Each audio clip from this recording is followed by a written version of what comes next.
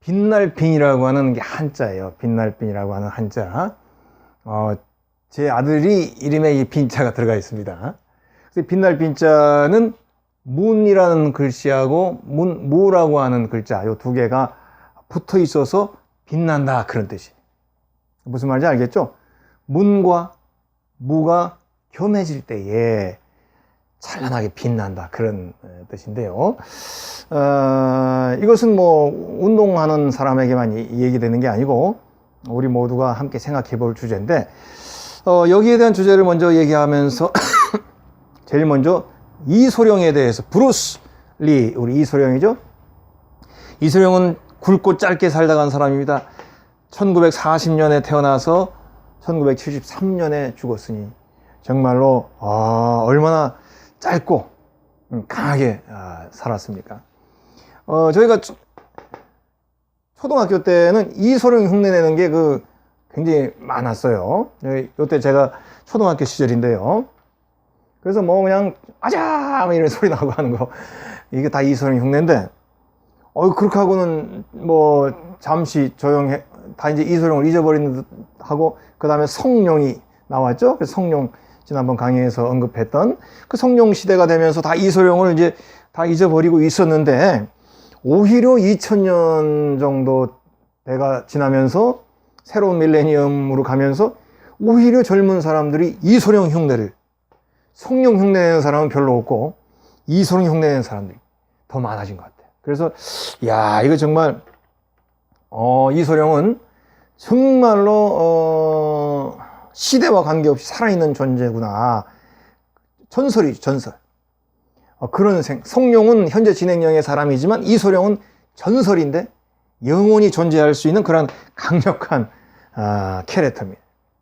그래서 참 그 이소룡을 우리가 굉장히 그 마음에 많이 품고 또 얘기를 많이 하는데요. 이소룡은 제가 전에도 언급했지만 이 사람은 대학에서 철학을 전공했어요. 미국에서. 홍콩 사람인데 미국에서 대학을 다녔죠. 그래서 이제 대학에서 이제 철학을 전공을 해서 철학적 마인드가 있는 사람. 운동선수가 철학을 전공했다. 여기에 깊은 생각이 있어야 됩니다. 그러면서 이소룡은 그 절권도라고 하는 자기만의 이제 그 무술을 창안을 했는데, 이 사람은 모든 다른 무술을 배운 거예요. 근데 책으로도 많이 배웠다고 그래요. 그러니까 이제 머리가 있는 사람이니까 책으로도 읽고 그 무술을 따라하고 그렇게 한 거죠. 그래서 이제 많은 무술을 익혀가지고 자기만의 또 그 새로운 그 무술을 이제 창안해내기도 했죠. 근데 여기 이제 칠판에 써 있는 이야기는 뭐냐면은 제가 어느 동영상에서 이소룡이 그 미국의 방송에 출연해가지고 사람들에게 했던 이야기입니다. 아주 73년에 죽었으니까 그 아주 옛날에 이 얘기를 했는데, 지금은 서양 사람들도 그 동양 철학에 대해서 알고 있는 것들이 많아졌지만 옛날엔 전혀 모를 때죠. 동양 철학이라는 걸 전혀 그게 얼마나 의미가 있는지를 이때는 잘 모를 때입니다. 지금은 서양 사람이 동양적 사상이 얼마나 중요한가를 알죠. 근데 이때는 잘 모를 때, 정말 전문가들 아니면 모를 때인데 이소룡이 방송에 나와서 이런 인터뷰를 쫙 하는 거예요. 그래서 아주 뭐 쉬운 언어를 이렇게 했어요. 자, empty your mind, empty, 비운단 말이잖아요. 당신의 마음을 비우세요, 이런 말이죠. 그리고 be formless, 형태가 없다. LESS가 붙으면 형태가 없다라는 말이죠. 형태가 없어져라. shapeless, 또 모양, 이런 모양이 없어져라. like water, 물처럼. 물이 어떤 정해진 형태가 없잖아요. 물처럼 여러분들의 마음속에 있는 그 무언가를 empty, 버려라. 그러면서 물을 얘기합니다. Now you put water into a cup. 당신이 만약에 물을 컵에다가 담으면, 그렇죠? put into, 담으면, 또 you put water into a bottle. 당신이 병에다가 물을 담으면 it becomes the bottle. 이게 병이 되죠. 컵에 담으면 컵 모양, 병에 담은 병 모양. 이게 물이잖아요. 그 formless, shapeless 이런 얘기를 강조하는 거예요. 그래서 you put it into in a teapot. teapot. 차를 끓이는 포트 그런 말이죠. 그러니까 커피 포트 같은 거. 이런 티팟에다가 물을 부으면 물의 모양은 티팟의 모양으로 바뀐다. 물은 어느 모양으로 놓든지 그 모양대로 되잖아요. 그래서 그리고 자, water can flow. 물은 흐를 수가 있어요. Or it can crash. 혹은 crash란 말은 뭐 사고가 나다 이런 말, 부딪히다. 이거는 이제 폭포같이 떨어집니다. 물은 흐르기도 하고 또 흐른단 말은 무슨 말입니까? 이렇게 앞에 무슨 장애물이 있으면 이렇게 흐르잖아요. 네, 옆으로 돌아가잖아요. 그리고 혹은 또 밑에 낭떠러지면 또 낭떠러지로 폭포로 떨어지지 않습니다. 이런 물의 모습, be water. 이런 물처럼 되세요. My friend. 여러분, 물처럼 되세요. 이 얘기를 무슨 토크쇼 같은 데 나와서 얘기합니다. 저도 봤어요. 뭐 간결한 얘기지만은 이것이 우리 누가 봐도 이게 노자의 상선 약수. 최고 상선, 최고의 좋은 것은 약수. 뭐 약수터란 얘기가 아니라 약수. 물처럼 이렇게 존재하는 물 같은 모습. 최고로 좋은 것은 물 같은 그런 모습이 최고로 중요하고 좋은 것이다. 최고 질적으로 앞서는 것이다. 그런 말이죠. 바로 이 노자의 이야기를 노자에 이어지는 말은 다 이런 얘기입니다. 이 얘기를 이소룡이 영어로 풀어서 방송에서 얘기한 거예요. 참 저 보니까 아이고 참 대단하다는 생각이 들더라고요. 그 시절에 아무도 동양 철학, 노자 이런 거 모를 때인데 그때 이소룡은 방송에 나와서 미국 사람들에게 이 동양의 사상을 얘기하면서 사실은 이 동양적 사상 이것이 자기의 무술의 근본에 있다는 걸 얘기하는 거예요. 그러니까 단순하게 싸움질이나 뭐 단순하게 뭐 힘자랑 이런 것이 아니라 우리가 보통 무예 이런 말을 하죠. 무예 혹은 무도 그런 말 하잖아요. 그런 것처럼 정말로 진정으로 내가 하는 무술은 이런 깊은 철학적인 바탕 속에 사는 것이다. 그래서 우리가 몸을 다듬는 것은 결국은 마음을 다듬는 것이다. 제가 많은 강좌에서 항상 얘기하죠. 몸과 마음은 같이 연결된다는 얘기를 제가 자주 강조합니다. 몸 따로 마음 따로가 아니라 몸에서 마음이 나오고 마음에서 몸으로 옵니다. 항상 몸과 마음은 같이 가기 때문에 무술인들이 무술을 연마하는 것은 내 마음을 연마하는 거예요. 최근에 어느 동영상 보니까 소림사 스님이 격투기 그 중간급밖에 안 된 격투기 선수한테 막 대결해가지고 막 두드려 맞는 장면 동영상에 올려가지고 아주 그 사람들을 이상한 기분을 만든 적이 있어요. 저는 그거 잘못됐다고 봐요. 소림사의 무술이나 태권도의 무술이 이런 UFC 같은 격투기가 아니다. 물론 이소룡은 UFC에 가서도 잘할 수 있으리라 저는 확신합니다. 그렇지만은 그렇게 무술하는 사람들이 무예하는 사람들이 격투기 선수한테 졌다고 해서 그 무예가 엉성한 게 아닙니다. 무술은 무도, 무술, 무예라고 하는 것은 내 몸을 단련하면서 내 마음을 단련하는 것이지 그건 싸우려고 하는 게 아니거든요. 싸움은 싸움의 기술을 배워야 돼요. 그럼 소림사 스님이 그 소림사 무술을 하는 그 시간만큼 싸움에 대해서 연구했으면 충분히 그 UFC 선수를 이길 수 있었으려 봅니다. 태권도도 마찬가지예요. 태권도 챔피언이라고 해서 UFC 못 나가죠. 태권도라고 하는 일 자체가 그런 UFC 싸움 같은 거하고는 거리 자체가 멉니다. 다르죠.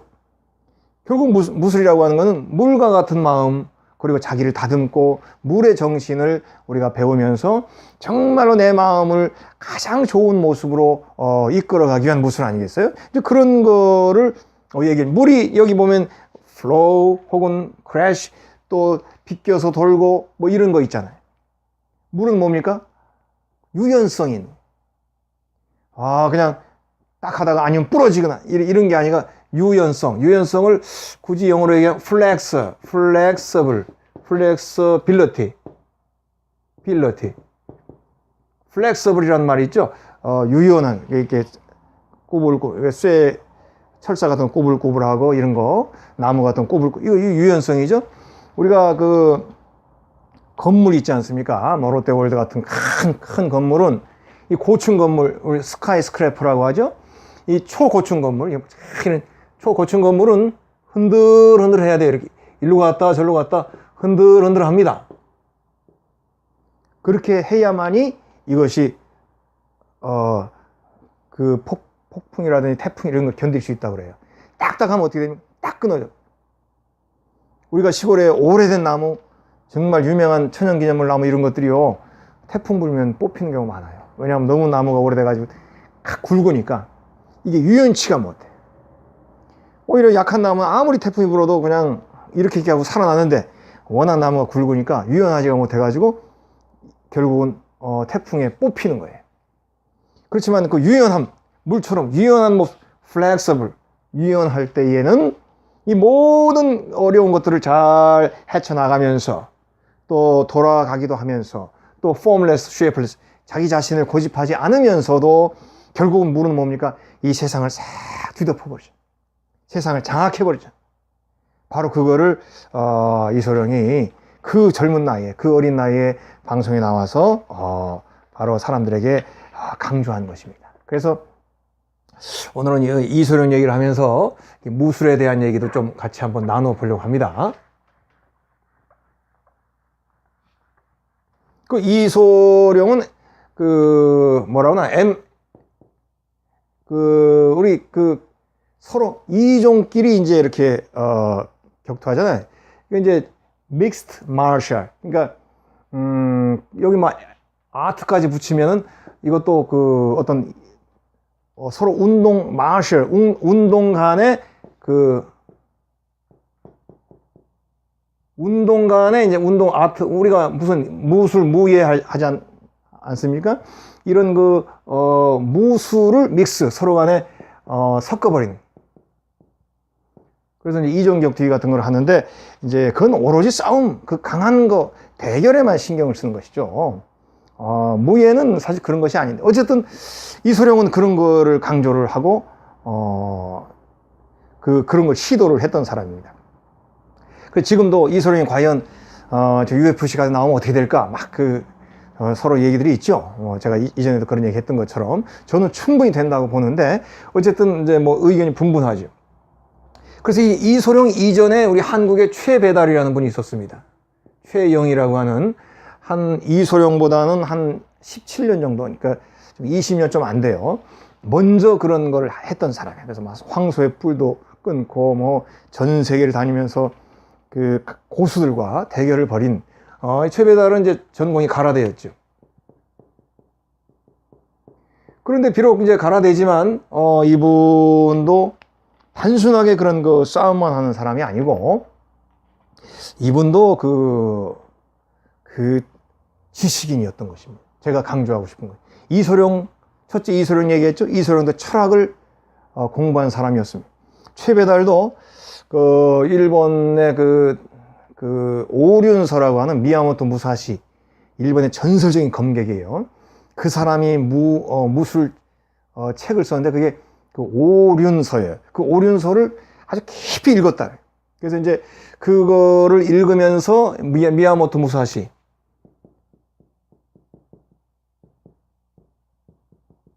이 사람의 오륜서라는 이제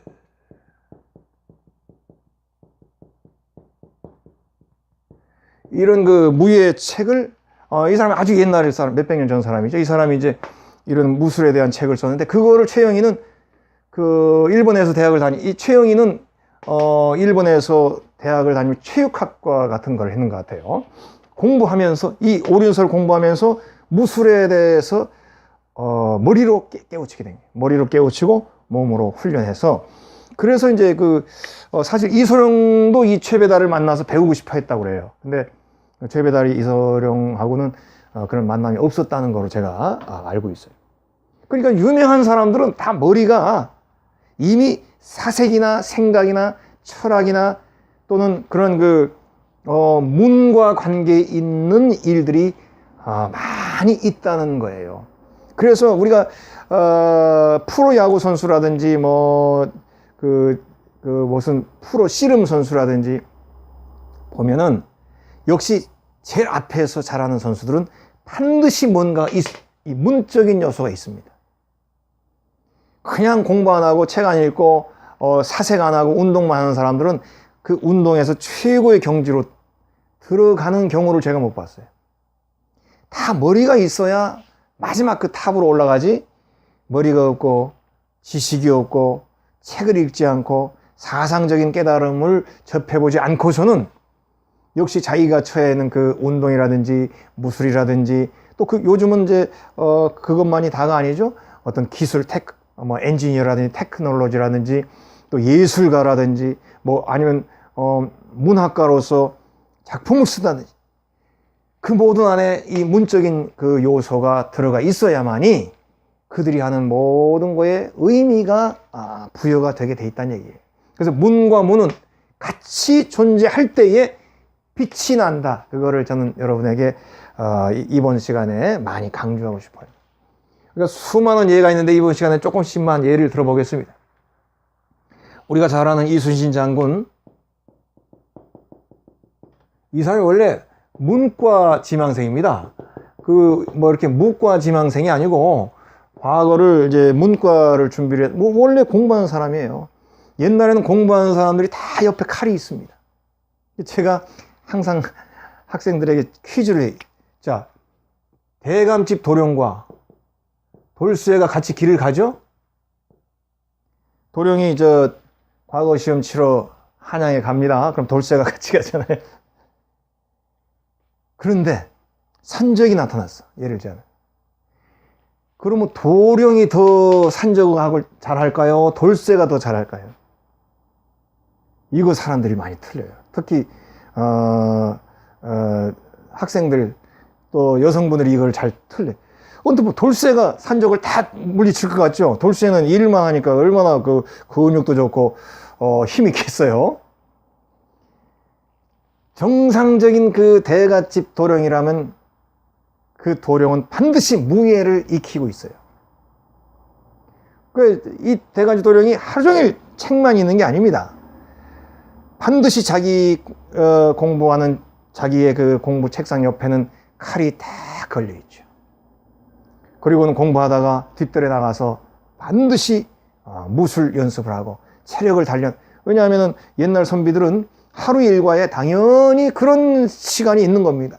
낮에 나가서 졸음 도구 할 때 가서 무술을 하고 또 늘 앉아만 있으면 안 되잖아요. 공부하느라고. 그러니까 항상 때때로 자기의 무공을 연마하고 또 운동도 하는 거죠. 그럼 돌쇠는 일은 많이 우리가 일 많이 한다고 이렇게 무술이 또 그건 또 길이 다른 거 알죠? 그러니까 결국은 도령과 돌쇠가 산적을 만나면 사실은 도령이 산적들을 물리치게 돼 있어요. 그건 뭡니까? 역시 이순신도 마찬가지로 도령으로서 공부하는 사람이었고 이제 과거를 치려고 준비를 했는데 안 되는 거예요. 조금 부족한 거죠. 그래서 이제 이순신의 장인 어른이 자네 무과로 바꿔보면 어떻겠는가. 내가 보기에 한마디로 문과보다는 무과가 조금 학교 가기가 조금 편하지 않을까 이런 얘기를 한 거예요. 그래서 이제 문과 떨어지고는 무과로, 이과가 아니라 무과로 전환을 해가지고 무과에서 또 한번 떨어지죠. 떨어져가지고 다리 부러지고 뭐 그런 얘기. 그렇지만 다시 문과에서 급제를 한 겁니다. 그러니까 이순신은 늘 글 쓰는 사람, 글 읽는 사람이 거기서 바로 난중일기가 나오지 않습니까? 그리고 이순신의 그 전쟁 때때로 임금에게 올리는 이런 그 여러 가지 문서가 있죠. 그런 거 장계라고 하는 그런 걸 보내면 그 안에 이순신의 그 마음이 글로 쫙 표현이 되는 거예요. 이순신은 장수이기 이전에 바로 문인이었다. 뭐 이런 얘기가 한두 끝도 없어요. 춘추 전국 시대에는 자객들이 많았습니다. 어세신이라고 하죠. 우리 어세서네이션 하면 암살 그런 말이죠. 그러니까 자객. 이때는 자객이 아주 중요했습니다. 왜냐하면은 옛날 시대에는 그 왕이 제일 세잖아요. 왕 한 명만 죽으면은 그 나라가 없어지는 겁니다. 그래서 항상 자객이 있습니다. 자객이 수많은 병사들하고 싸우면 안 되지만 자객은 혼자 들어가서 왕만 제거하고 나오면 그 나라가 무너질 수 있으니까 자객이 많이 나와요. 그래서 사마천의 사기에 보면은 자객열전이라 그런 얘기가 있어요. 자객열전. 자객들만 쫙 모아가지고 얘기하는 그런 그 열전입니다. 그 열전에 여러 명의 자객이 등장하는데 그 중에 제일 유명한 자객이 형가라는 자객이에요. 이 형가라는 자객은 난 이런 사람, 그냥 자객은 돈 받고 사람 죽이는 요즘의 킬러하고는 다릅니다. 요즘 킬러하고는, 킬러하면 레옹 아시죠? 이 레옹 같은 킬러하고 이 춘추 전국시대의 자객은 전혀 질적으로 달라요. 레옹은 그냥 돈 받고 스위스은행 계좌로 얼마 넣어주면 그냥 청부업을 하지만, 춘추 전국시대의 자객은 역사적 소신, 철학적 신념을 가지고 있으면서 자객을 합니다. 저 왕을 내가 왜 죽여야 되는가에 대한 철학적 질문과 거기에 대한 자기만의 해답이 있기 때문에 자객으로 들어갑니다. 그래서 때때로는 그 자객 중에서 너무 멋있어가지고 안 죽이는 경우도 있어요.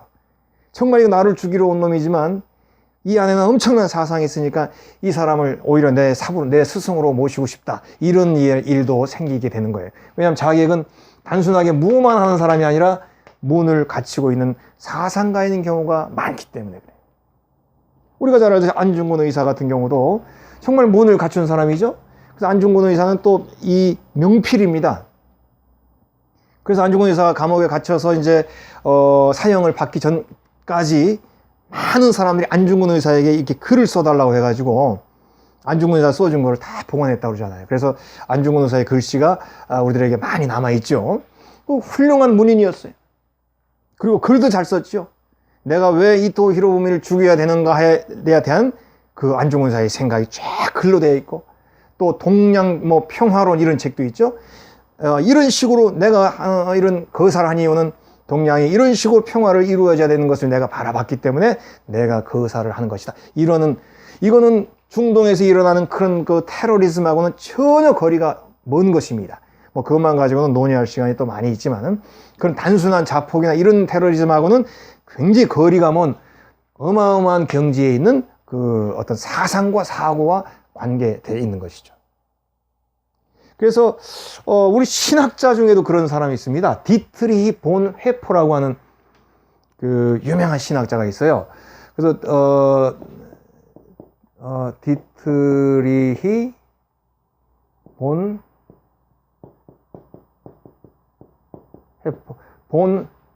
헤퍼라고 하는 목사, 이 사람은 이제 신학자이면서 신학 교수이면서도 또 목회자이면서도 히틀러 암살에 가담합니다.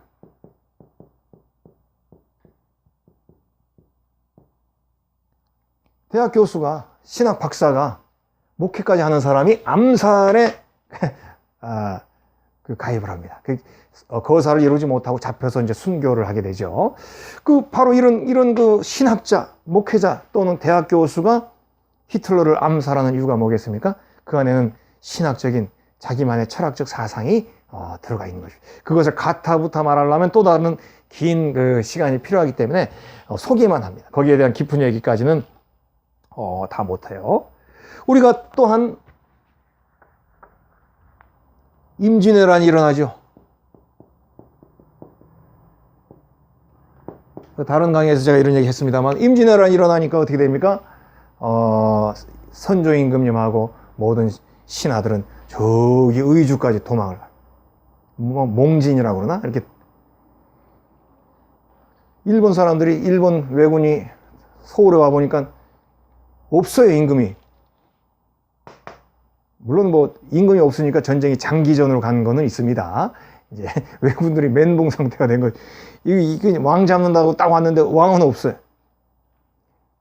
왕은 백성들을 놔두고 이제 그 몽진을 했지만, 그러나 벼슬을 갖고 또 판사를 하고 정선하던 사람들은 다 왕과 함께 피난을 갔지만, 벼슬 못하고 나라의 도움을 받지 못하고 평생 공부했지만 과거에 떨어지고 나라로부터 도움을 못 받던 그런 선비들이 오히려 의병장이 되잖아요. 선비들, 아까 얘기한 것처럼 선비는 평상시에 글을 읽기만 하는 것이 아니라 자기의 심신을 단련하고 무술도 익히고, 또 무예 책이 있잖아요. 무예 책은 선비 외에는 못 읽는 거예요. 다 한문으로 되어 있으니까.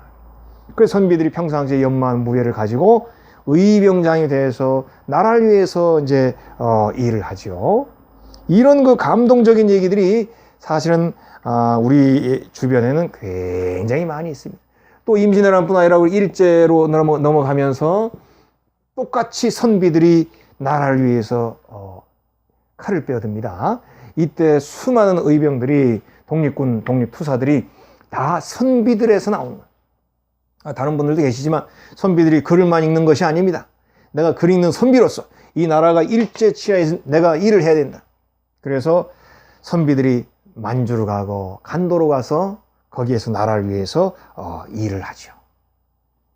바로 무를 이끌어가고, 무가, 진정한 무는 문과 함께 있을 때에 그 존재가, 가치가 드러난다는 말입니다. 그래서 이제 이런 얘기를 하면서요, 다시 초점을 바꾸어서 현대로 간다 그러면, 우리 현대에서는 현대는 문, 무의 개념이 이제 바뀌는 것이죠. 현대문은 제가 생각하기에는 뭐 사람마다 견해가 있겠습니다만, 일단 저는 인문학이라고 봅니다. 인문학적인 마인드, 인문학적인 공부라고 봅니다. 무는 뭡니까?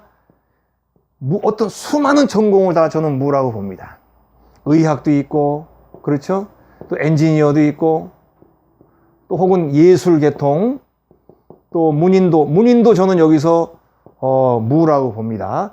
그러면 여기서 무는 인문학이고, 문인, 소설가나 시인도 저는 무라고 봅니다. 이건 자기의 직장 중에 하나니까. 그러나 이 모든 사람들은 바로 이 인문학, 문에 대한 공부와 문에 대한 사색과 또 자기의 끊임없는 어떤 내면적인 부분들이 완성이 되면서 자기의 의학을 하고 엔지니어를 하고 또 예술을 하고 휴대폰을 만들고 또 AI 인공지능을 만들고 이렇게 가야 되는 것이죠. 그래서 사실은 요즘에 또 우리가 사람들을 이제 쭉 얘기 들어보면 다 이런 연관이 돼 있는 분들이 큰 일을 해요. 우리 뭐 대중음악 예술에서도 그런 부분들을 굉장히 많이 봅니다. 제가 좋아하는, 이제 요즘 젊은이들은 모르게 폴 사이먼이라고 하는, 사이먼과 가펑크를 아시죠? 적어도 험한 세상의 다리가 되어, 그 노래는 다 알죠? 폴 사이먼은 아버지가 대학 교수, 어머니는 초등학교 교사예요. 본인은 영문과를 전공했습니다. 그런 집안의 학문적인 분위기, 철학적인, 사색적인 분위기에서 이 사람의 노랫말이 나오죠. 또 이 사람은 유대인 계열입니다. 그러니까 유대인으로서 유대인들이 늘 그들만의 철학으로 그들의 종족을 이끌어가는 그들의 또 사고 방식이 있거든요. 그 모든 것들이 함께 포함이 돼서 이 사람의 노랫말로 다가오니까 참 이 폴 사이먼과 비슷한 밥 딜란 있죠. 밥 딜란은 이제 노벨 평화상까, 노벨 문학상을 받았죠. 밥 딜란도 사실은 유대인입니다. 그래서 유대적 배경을 가지고 있으면서도 이 사람들은 그 유대적 배경의 철학, 그리고 자기 주변에서 자기들이 공부했던 일하는 밥 딜란 같은 경우도 문학을 전공한 것으로 이렇게 알고 있어요. 철학인가 문학. 그래서 그런 인문학적 배경 속에서 아티스트가, 그러니까 이 사람들의 음악이 사람들에게 깊은 감동을 주죠. 이런 인문학적 바탕 속에서 이 예술이 이루어지니까. 제가 너의 탓이 아니야, 굿윌 헌팅 이야기 했죠? 맷 데이먼, 맷 데이먼이, 이 배우도 역시 하버드에서 문학을 전공했기 때문에 그의 시나리오가 굉장히 깊이가 있고, 또 조디 포스터라는 여자 배우 있습니다. 그 조디 포스터도 예일 대학교에서 문학을 전공을 했고요. 우리나라 대중음악가 신해철 씨도 우리 고인이 되었죠. 이제 고인이 된 우리 신해철 씨도 명문대에서 철학을 전공한 사람. 그래서 이 철학의 전공서에서 그의 예술, 혼이 나오는 거죠. 그러니까 똑같이 우리가 그 음악을 하고 그래도 뭔가 좀 내면적으로 인문학적인 바탕이 있는 분들하고 그렇지 않은 분들은 그분들의 그 활동이나 그 예술 작품에 분명히 차이가 나죠. 또 메이저리거에서 선수로 활동한 우리나라 선수가 인문학 강좌에 참석하는 부분을 제가 본 적이 있어요. 그 선수는 메이저리그에서 선수도 했지만 또 선수 생활을 끝내고 해설을 하는데 정말 해설하는 그 내용이 참 좋습니다. 왜냐하면 그분은 인문학적인 그런 공부를 한 선수였기 때문에 확실히 얘기하는 게 달라요. 저는 그걸 느껴요. 이런 것이 우리가 문과 무를 겸할 때에 나타나는 현상이라. 여러분, 내가 무엇을 하더라도 반드시 문과 무를 겸해야 됩니다. 내가 가고자 하는 길은 무입니다. 내가 서로 소설가나 시인이 된다고 해도 그건 무예요. 그것은 결코 저는 문이라고 보지 않습니다. 문은 모든 인문학적인 이야기, 아름다운 철학적인 이야기, 삶을 얘기하는 것, 수천 년간 내려온 조상들의 어떤 그 화두, 이런 것들을 생각하는 게 문이죠. 그러면서도 시가 나오고 거기에서 소설이 나온, 그럴 때의 문무가 겸해지는 겁니다. 그리고 요즘에 우리 외국의 메디컬 스쿨이라든지 또 뭐 테크놀로지 인스티튜트, 이런 모든 그런 최첨단 기술이나 과학을 배우는 곳에서도 반드시 인문학 강좌에는 학생들이 꽉 찬다고 해요. 의사가 되더라도, 휴대폰을 만들더라도 역시 인문학적 바탕 속에서 그 의사의 일도 하고 휴대폰도 만드는 것입니다. 그럴 때에 그 성과가 다른 거예요. 마지막으로 제가 한 가지만 더 얘기를 해보겠습니다. 그건 뭐냐면, 제가 여기서 말하는 문무는 결코 학력이나 학벌이 아니라는 것을 다짐을 좀 확인을 좀 드리면서 마치려고 해요. 결코 문과 무라고 하는 것이 학력과 관계되어 있는 것이 아닙니다. 그냥 내가 공부하고 읽고 배우는 것이 바로 문인 것입니다. 학력과 관계없어요. 때때로 우리는 고학력을 가지고 있는데도 문이 안 돼 있는 사람을 저는 발견합니다. 저희는 느낄 수 있어요. 저 사람이 사회가 인정하는 굉장한 고학력인데 좋은 명문 출신인데 이렇게 딱 얘기해 보면 문의 냄새가 전혀 안 나는 사람이 있어요. 어떤 경우는 이과라 하더라도 인문학적 냄새가 많이 나는 분들이 있습니다. 사실 유명한, 제가 이름을 얘기하면 또 유명한 우리나라의 생물학자 있죠? 생명공학자가 있습니다. 그분의 책은 항상 좋아요. 왜냐하면 이분이 어려서부터 인문학을 많이 공부했던 사람이거든요. 또 칼 세이건이라는 사람이 있습니다.